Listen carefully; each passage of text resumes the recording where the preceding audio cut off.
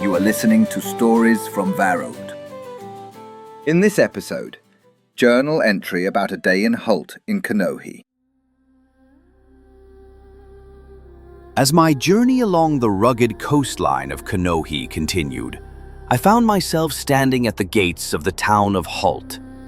Nestled on the western edge of this enigmatic land, Hult exuded an air of watchful determination, with its garrison standing sentinel against the perils that lurked beyond the northern horizon.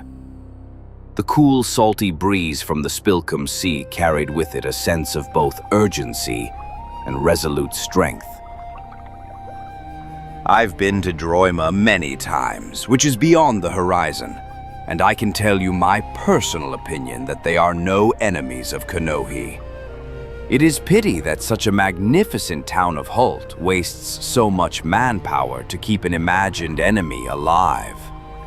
Nevertheless, I am the first to admit that their task of protecting the country is what makes them so outstanding. Hult's architecture bore the marks of its dual purpose.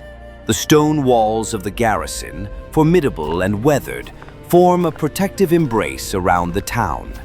The streets, cobbled and well-trodden, spoke of generations of history etched into their surfaces. The buildings, mostly modest in stature, stood as if they were old soldiers themselves, having withstood the tests of time and conflict.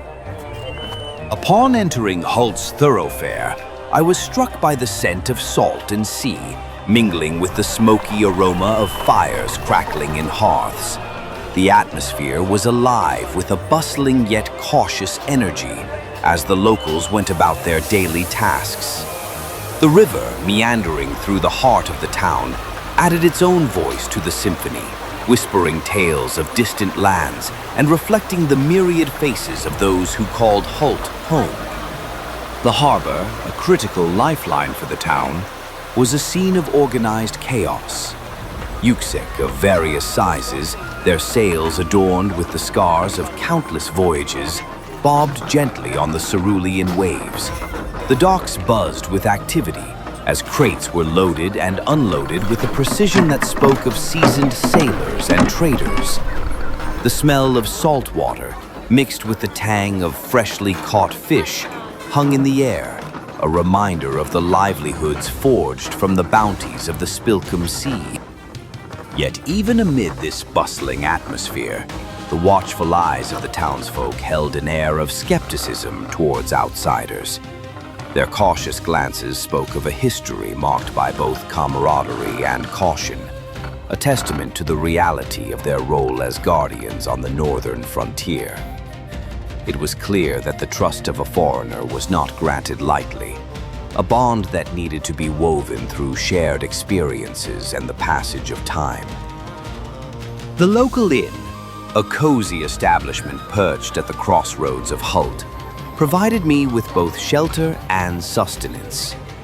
The innkeeper, a sturdy woman with eyes that held both warmth and wariness, served a hearty stew that tasted of the sea and the land alike.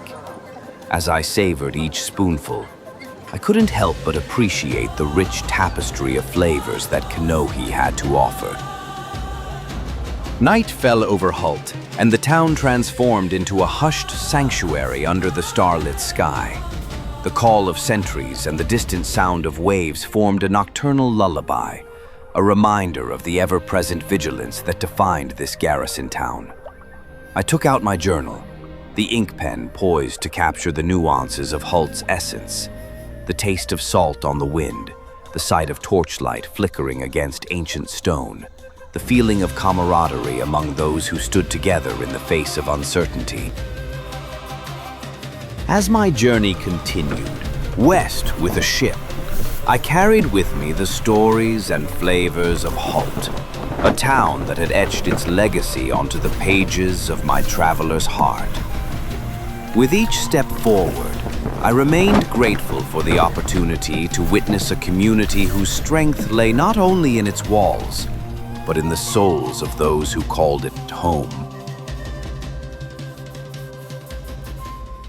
Thank you for listening to Stories from Väruld. In the next episode, Quarry That Shines from Windward Mesa in Östandsund.